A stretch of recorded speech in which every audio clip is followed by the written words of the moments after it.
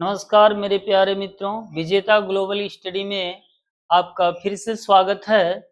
आज हम लोग परिवार से संबंधित जो भी इम्पोर्टेंट प्रश्न थे, उसके कुछ प्रश्न बचे हुए थे, उन प्रश्नों को आज पूरा किया जाएगा और फिर इस पे कुछ चर्चा भी किया जाएगा। आज परिवार जो टॉपिक हमारा समाप्त हो जाएगा। तो आइए देखिए आज का जो ये 24 नंबर का प्रश्न है, लिखा है मिताक्षरा। क्या लिखा है? मिताक्षरा लिखा हुआ है। ठीक है, यानी कि मिताक्षरा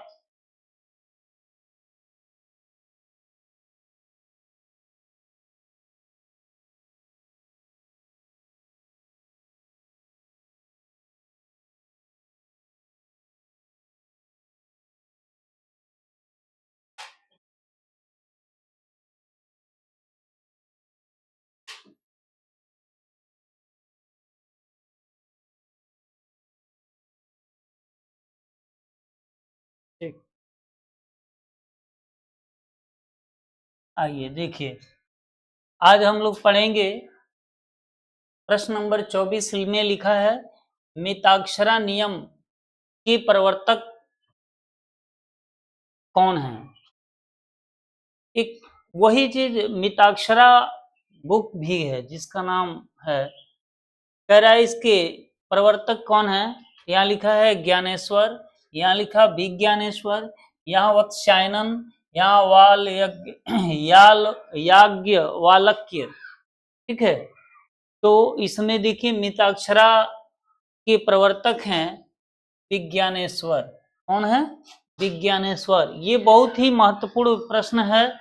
हमको लगता है कि ये मिताक्षरा एक पुस्तक है जो कि हर कंपटीशन में आता है कि मिताक्षरा के लेखक कौन है, तो विज्ञानेश्वर। अगला है परिवार की उत्पत्ति के एक वैवाहिक सिद्धांत के प्रतिपादक कौन है। लिखा है मॉर्गन, स्पेंसर, दुर्खिम, टायलर।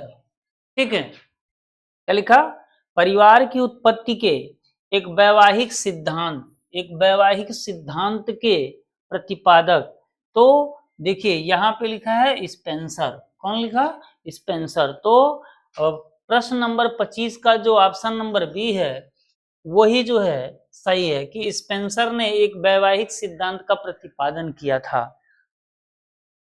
अगला प्रश्न है हमारा 26 नंबर का, लिखा है विद्यालय को बचपन का घर किसने कहा। यानी कि बचपन में विद्यालय ही बच्चा जाता है, तो किसने यह शब्द बोला है? कमेनियन ने बोला है, मॉन्टेसरी ने यह शब्द बोला है, या फोवेल ने बोला, या रेमांट ने कहा है। ठीक है, तो विद्यालय को बचपन का घर यहां मॉन्टेसरी ने कहा है। किसने कहा? मॉन्टेसरी। मॉन्टेसरी जिन्हें अपना एक पद्धति भी प्रतिपादित किया है कि किस तरह से बच्चों को पढ़ाना चाहिए। ये बहुत ही महत्वपूर्ण सीडीपी के विद्वान हैं, चाइल्ड डेवलपमेंट के। आइए अगला प्रश्न देखते हैं। आगे लिखा है निम्न में से किस करण से पूर्व में, कारण है, करण नहीं है, कारण से पूर्व में संयुक्त परिवार पद्धति अधिक प्रचलित थी। ठीक है, आवश्यकताएं कम थी, या संसाधन अधिक थे, या सहयोग को अधिक महत्व दिया जाता था, या व्यक्ति अधिक भौतिकवादी था। यानी चार ऑप्शन में से किस ऑप्शन के कारण जो है परिवार जो है संयुक्त रहता था, अर्थात चाचा चाची, उनके बच्चे, दादा मतलब पिताजी और पिताजी के बच्चे, और दादा दादी जो भी होते थे लोग, सब लोग एक जगह मिल करके एक परिवार में रहते थे। तो ऐसा क्यों रहते थे? इन चारों ऑप्शनों में से कौन सा ऑप्शन है जो कि उनको संयुक्त रह करके, संयुक्त परिवार में रहने के लिए बताता है कि आवश्यकता कम थी इसके लिए या सहयोग की भावना से। तो देखिए इसमें जो सहयोग लिखा है ना, सहयोग, तो सहयोग को अधिक महत्व था। यानी कि जब व्यक्ति एक परिवार में, एक बहुत बड़े परिवार में रहता था तो उसमें एक दूसरे का मदद करते थे, एक दूसरे का हेल्प करते थे, सहयोग की भावना अधिक थी। इसलिए प्रश्न नंबर 27 का जो ऑप्शन नंबर बी है वो सही प्रश्न है। अगला लिखा है प्रश्न नंबर 28, परिवार के प्राणी शास्त्रीय कार्य, ठीक है ना, कि यहां लिखा है प्रजाति की निरंतरता बनाए रखना, यौन इच्छाओं की संतुष्टि, संतान उत्पत्ति, ठीक है ना। तो लिखा है परिवार के प्राणी शास्त्रीय कार्य। प्राणी शास्त्रीय कार्य का मतलब यानी कि संतान उत्पत्ति। प्राणी शास्त्री का काम मतलब कह रहा है कि कौन सा है इसमें से, तो संतान उत्पत्ति से रिलेटेड है। ठीक है, आइए अगला प्रश्न देखते हैं। लिखा है परंपरागत, लिखा है क्या, परंपरागत हिंदू परिवार का स्वरूप किस प्रकार का था। यानी कि संयुक्त परिवार होकर के रहते थे, विघटित परिवार होकर के रहते थे, विस्तृत परिवार या सामान्य परिवार।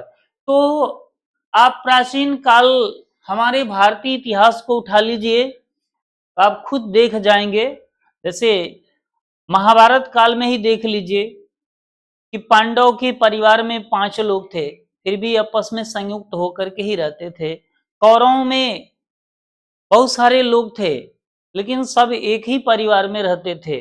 बहुत ऐसे उदाहरण हैं जो कि जैसे कि राजा दशरथ के 4 पुत्र थे, सब लोग एक ही परिवार में, एक संयुक्त परिवार में ही रहते थे। तो अगर देखा जाए परंपरागत यानी कि हम प्राचीन काल से चले आ रहे नियम जो हैं उसी को परंपरागत बोलते हैं।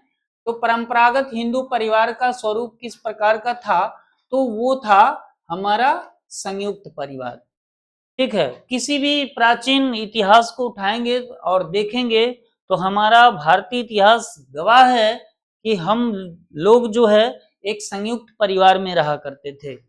अगला है हिस्ट्री ऑफ ह्यूमन मैरिज नामक पुस्तक के लेखक निम्न में से कौन है। लिखा है Westermarck, Kimball Young, Oscar Lewis, Kingsley Davis. ठीक है, इनमें से कौन है। तो यहां देखिए 30 नंबर का जो प्रश्न है उसका ऑप्शन नंबर ए लिखा है वेस्टर मार्क। वेस्टर मार्क जो है लिखा है हिस्ट्री ऑफ ह्यूमन मैरिज, इसके लेखक हैं।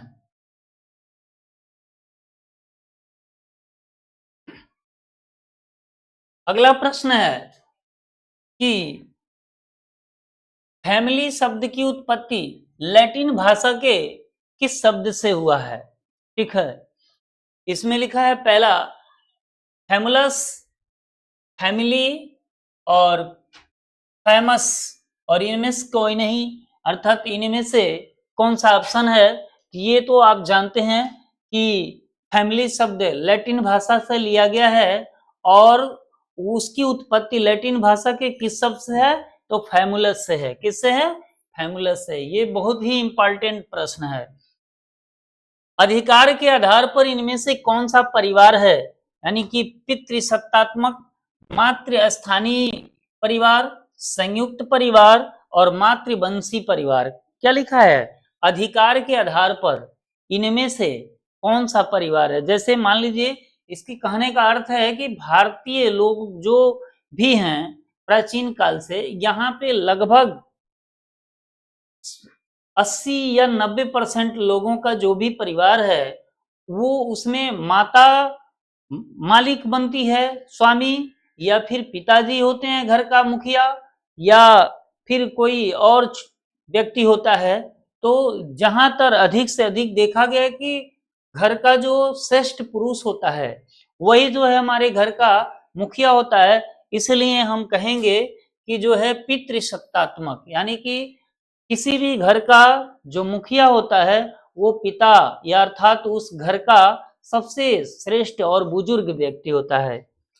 आगे लिखा है परिवार का कौन सा जैविकी कार्य है। जैविकी का मतलब मतलब जीवों की उत्पत्ति करना, जैविकी।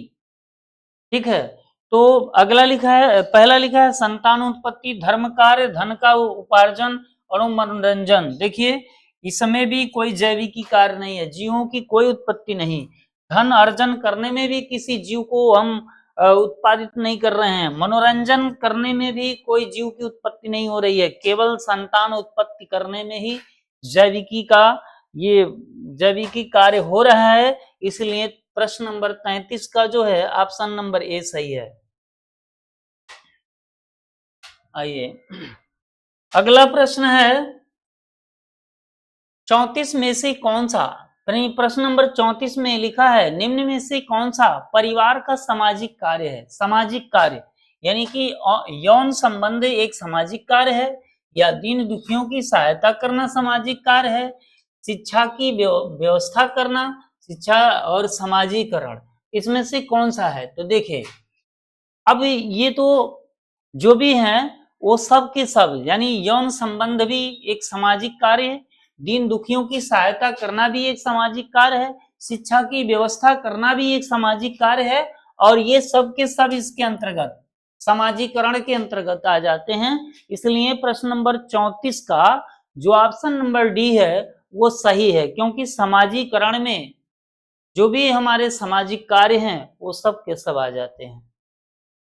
अगला है जब पिता विधिवत यज्ञ की वेदी पर बैठाकर कन्या तथा वर को गृहस्थ धर्म का पालन करने का आदेश देते हुए विवाह करता है तब उसे डॉट डॉट डॉट कहते हैं। मतलब उस विवाह को क्या कहते हैं, किस विवाह को, लिखा है जब पिता विधिवत यज्ञ वेदी पर बैठाकर कन्या तथा वर को, किसको, कन्या और वर को गृहस्थ धर्म का पालन करने का आदेश देते हुए, कि मतलब आप गृहस्थ जीवन जीते हुए एक सामाजिक नियमों को फॉलो करते हुए अपने गृहस्थ जीवन को व्यतीत करिएगा, ऐसा आदेश देते हुए उन दोनों का विवाह करा देता है। ऐसे विवाह को क्या कहते हैं, आर्य विवाह कहते हैं, या प्रजापत्य विवाह कहते हैं, दैव विवाह कहते, या गंधर्व विवाह कहते हैं। ठीक है ना, तो कह रहा है ऐसे विवाह को हम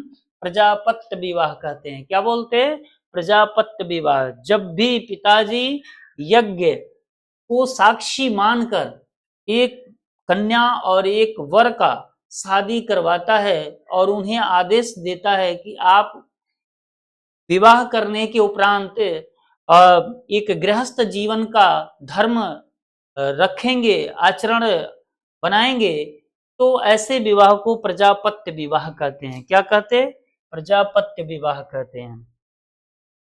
अगला है हिंदू विवाह के उद्देश्य, यानी कि हिंदू विवाह जो होता है किस उद्देश्य से होता है, कि धर्म का पालन, ठीक है, किसका, धर्म का पालन, पुत्र प्राप्ति करना, रति प्रेम, और लिखा है इनमें से सभी।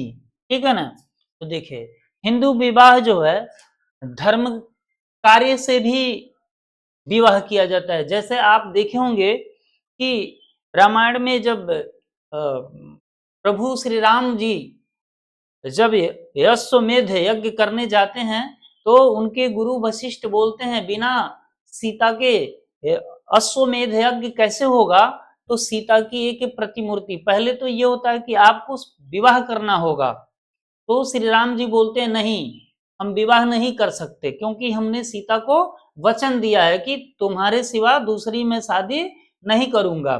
ठीक, तो फिर बाद में उसका एक तर्क निकाला जाता है कि ठीक है अगर विवाह नहीं करेंगे तो सीता की जगह पर सीता की एक प्रतिमूर्ति बनाई जाए और तब आपके बगल में, दाहिने बगल में बैठाया जाए, तब अश्वमेध यज्ञ होगा। ठीक है ना, तो धर्म कार्य के लिए भी विवाह किए जाते थे। ठीक है, पुत्र प्राप्ति के लिए भी, वंश वृद्धि के लिए भी हम शादी करते हैं, विवाह करते हैं। रति, रति मतलब होता है प्रेम, और प्रेम के लिए भी, प्रेम प्रसंग में लोग भी विवाह करते हैं, अर्थात धर्म कार्य, पुत्र प्राप्ति, रति के लिए, अर्थात इन सभी में जो है हम विवाह करते हैं। अगला है रिश्तेदारी की प्रमुख श्रेणियां कौन सी हैं, ठीक है ना, रिश्तेदारी की, यानी कि प्रथम श्रेणी, द्वितीय श्रेणी, तृतीय श्रेणी और लिखा है यहाँ पे सभी। अब सुनिए, कह रहा है रिश्तेदारी, रिश्तेदारी का मतलब ये कि प्रथम श्रेणी में आपको बताए होंगे कि एक मतलब माता पिता, उनके बच्चे, ठीक है, ये जो ब्लड रिलेशन में, ब्लड यानी रक्त संबंध में जो बहुत निकट के हैं, उनको हम प्रथम श्रेणी में रखते हैं। द्वितीय श्रेणी में हम उनको रखते हैं माता पिता हो, दादा दादी हो, नाना नानी हो, ठीक, और माता पिता के बच्चे हों, ठीक है, चाचा चाची हो, ठीक, मामा मामी हो, ऐसे और ऐसे क्लोज थोड़ा सा हट करके इन लोगों को हम द्वितीय श्रेणी में रखते हैं। तृतीय श्रेणी में आपको बताए थे जैसे कि सौतेली माँ हो, फिर सास ससुर हो, ठीक, चचेरे ममेरे फुफेरे, जो भी भाई बंधु बहन होते हैं, वो सब के सब तृतीय श्रेणी में आते हैं, और ये सब के सब रिश्तेदारी की प्रमुख श्रेणियां हैं। तो इन सभी को हम, ठीक है ना, रिश्तेदारी की प्रमुख श्रेणियों में रख सकते हैं। इसलिए प्रश्न नंबर 37 का जो ऑप्शन नंबर डी है वो सही है। आगे यहां देखिए, प्राथमिक संबंधों में कितने प्रकार के संबंधी आते हैं, ठीक है ना, प्राथमिक संबंधों में कितने प्रकार के संबंधी आते हैं, तो यहाँ पे लिखा है 4, यहाँ पे लिखा है 6, यहाँ पे 8, यहाँ पे 12, तो हम आपको बताए कि 8 होते हैं। कौन कौन होते हैं? 8 होते हैं, ठीक है ना। अब देखिए कैसे 8 होते हैं, तो यहाँ पे बता रहे हैं। यहाँ पे देखिए पहला है कि माता पिता, ठीक, दूसरा है, ये भी बताए थे आपको, दूसरा है पिता पुत्र, दूसरा है, तीसरा माता पुत्र, चौथा है पिता पुत्री, पांचवा है माता पुत्री, छठा है बड़े भाई छोटे भाई, सातवां है बड़ी बहन छोटी बहन, और आठवां है भाई बहन, ठीक। ये 8 तरह का जो संबंध है वो सब के सब प्राथमिक संबंध के अंतर्गत आते हैं। किसके अंतर्गत? प्राथमिक संबंध के अंतर्गत आते हैं। इसलिए प्राथमिक संबंध में 8 तरह के संबंध होते हैं, ठीक है। आइए अगला प्रश्न देखते हैं। अगला है कि माता पिता और संतानों के संबंध को आप निम्न में से किस श्रेणी में रखेंगे? किसके? माता पिता। यहां देखिए, माता पिता और संतानों के जो संबंध हैं, आपको हमने बोला है ना कि प्राथमिक श्रेणी को हम क्या मतलब प्राथमिक श्रेणी में किनको रखते हैं? तो माता पिता और उनके बच्चे, ठीक है, उन्हीं को हम प्राथमिक श्रेणी में रखते हैं। तो देखिए यहाँ पे लिखा है द्वितीय श्रेणी, तृतीय श्रेणी, वैवाहिक श्रेणी, ये सब एक भी नहीं होगा। हम आपको पहले ही बताए हैं कि जिस श्रेणी में माता पिता और उनके संतान हो, ऐसे को हम बोलते हैं प्राथमिक श्रेणी। क्या बोलते हैं? प्राथमिक श्रेणी बोलते हैं। अगला है सौतेली माँ और संतानों का संबंध रिश्तेदारी की किस श्रेणी में आएगा? अभी अभी हमने बताया आपको कि सौतेली माँ और उसका बच्चा जो भी है उसको हम तृतीय श्रेणी के अंतर्गत रखते हैं। किसके? तृतीयक नहीं, चतुर्थ श्रेणी के अंतर्गत रखते हैं, ठीक है ना, चतुर्थ श्रेणी के अंतर्गत रखते हैं। अगला लिखा है गोत्र प्रवर तथा पिंड से बाहर विवाह का नियम क्या कहलाता है? ठीक है ना, क्या कहलाता है? तो देखिए, जब हम अपने गोत्र से यानी कि अपनी जाति से हटकर, अपने प्रवर से हटकर और अपने पिंड मतलब अपने एक बड़े समूह के अंतर्गत से हटकर कहीं दूर शादी करते हैं, ऐसे विवाह को क्या कहते? तो कह रहे हैं कि प्रतिलोम विवाह बोलते, बहिर्विवाह बोलते, अनुलोम विवाह बोलते या अंतर विवाह बोलते। ऐसे विवाह को बहिर्विवाह, बहिर का मतलब बाहर, बहिर मतलब बाहर, अपने गोत्र प्रवर और पिंड से जो भी विवाह हम बाहर करते हैं, ऐसे विवाह को बहिर्विवाह के नाम से जानते हैं। किस विवाह के? बहिर्विवाह के नाम से जानते हैं। आगे देखिए, संयुक्त परिवारों के विघटित होने के का होने का कारण क्या है? होने का कारण क्या है? ठीक है ना, कि एक बड़ा परिवार होता है, जैसे चाचा चाची हो, दादा दादी हो और माता पिता हो, फिर वो फूट जाता है वो परिवार, एक बहुत बड़ा परिवार वो अलग अलग छोटे छोटे टुकड़ों में टूट जाता है। उसका कारण क्या है? तो पहला दिया है कि बच्चों का अधिक शिक्षित होकर जीविकोपार्जन हेतु बाहर चले जाना, परिवार के आयु में भिन्नता होना, परिवार बड़ा होना, उपयुक्त सभी। ठीक है, तो देखिए यहाँ लिखा परिवार की आयु में भिन्नता, यानी कि ये बता रहा है कि किसी का उम्र 10 साल है, किसी का 50 साल है, किसी का 80 साल है, इसके कारण परिवार विघटित हो जाता है। तो ये गलत है, ठीक है ना, ये नहीं, इसका कारण ये नहीं है, ठीक है ना। फिर कहा परिवार बड़ा होना, यानी कि परिवार जब बहुत बड़ा हो जाता है इसलिए परिवार विघटित होता है, तो ये भी कारण नहीं है कि परिवार बड़ा होने के कारण ही परिवार छोटा होता है। और आगे लिखा है कि उपयुक्त सभी, तो दो हट गए, तो ये भी नहीं हो सकता।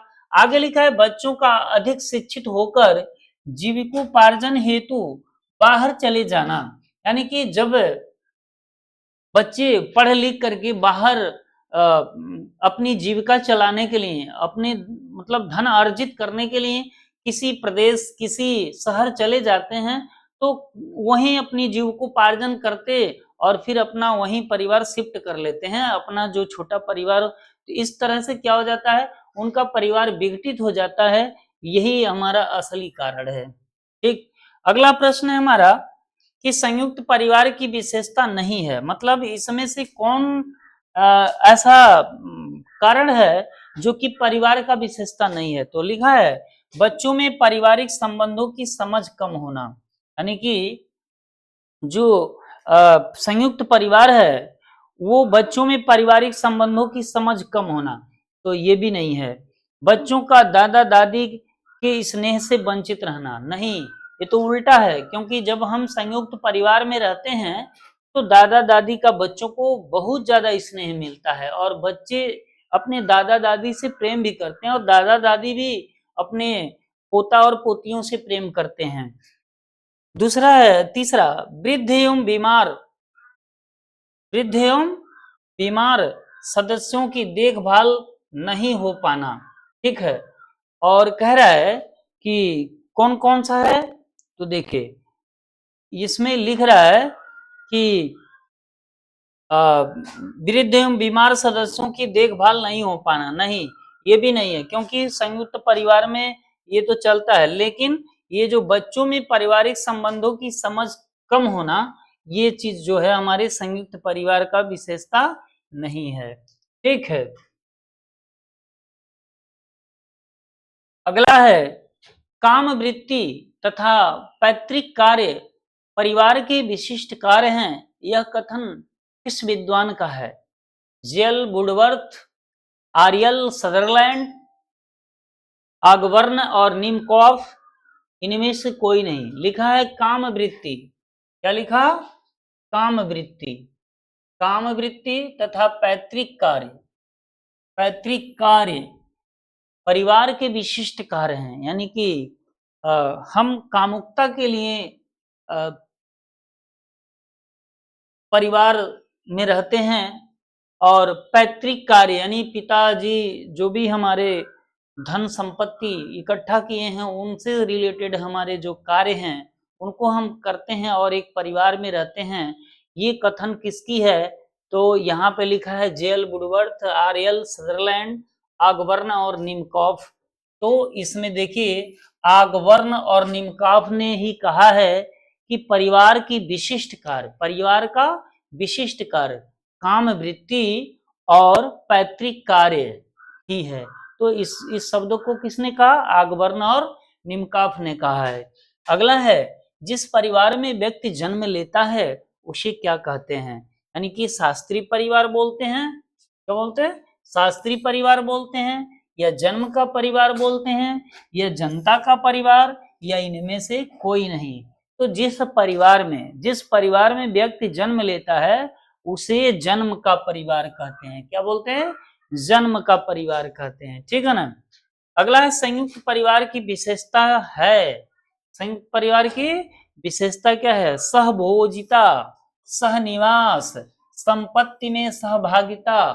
ठीक है, उपयुक्त सभी। तो इसका अर्थ क्या है? कह रहा है सब संयुक्त परिवार की विशेषता यानी सहभोजिता, अर्थात जब एक बहुत बड़ा परिवार होता है जिसमें दादी दादा, माता पिता, चाचा चाची के बच्चे और हमारे यानी माता पिता के जो बच्चे संतान होते हैं वो सुबह और शाम जब भी भोजन करते हैं तो एक साथ बैठ करके करते हैं। तो कह रहे हैं संयुक्त परिवार में सहभोजिता भी होती है, अर्थात एक साथ भोजन करते हैं। सहनिवास, एक छत के नीचे निवास करते हैं, रहते हैं। संपत्ति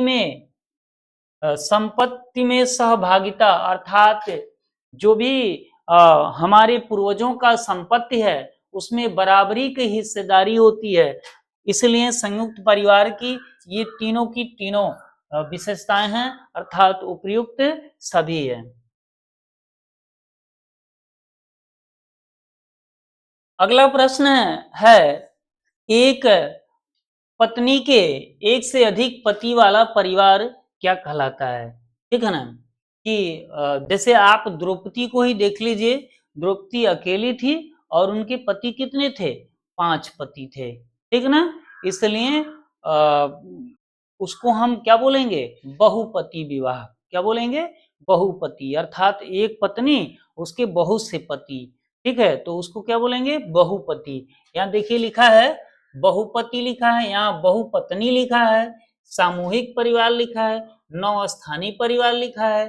तो बहुपति तो ये सही है, लेकिन बहुपत्नी का मतलब जैसे राजा दशरथ के 3 पत्नियां थी, अब राजा दशरथ की जो शादी है तो बोला जाएगा राजा दशरथ के लिए तो बहुपत्नी परिवार।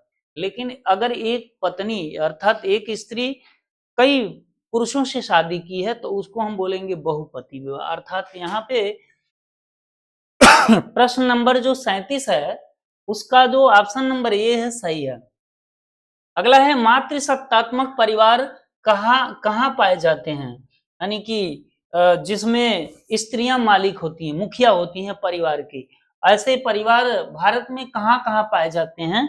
तो कह रहा है सभी जगहों पर, संपूर्ण विश्व में, भारत के असम के गारो और खासी जनजातियों में और संपूर्ण मध्य प्रदेश में। तो देखिए बहुत चर्चित है कि जो असम की गारो और खासी जनजातियां हैं उनमें जो है मातृसत्तात्मक परिवार होता है, और उसमें यहाँ तक होता है कि जब लड़के की शादी हो जाती है, अपने वहां क्या है कि लड़की की शादी होती है तो लड़की लड़के के घर पे जाती है, लेकिन गारो और खासी जो जनजातियां हैं इनमें जब शादी होती है तो लड़के लड़कियों के घर जा करके रहते हैं, उनके वहां रहना पड़ता है। ठीक है, तो इस तरह की जो मातृसत्तात्मक परिवार है वो यहाँ ऑप्शन नंबर सी जो दिया है ना कि भारत के असम के गारो और खासी जनजातियों में पाई जाती है। तो यहाँ तक देखिए ये हमारा प्रश्न नंबर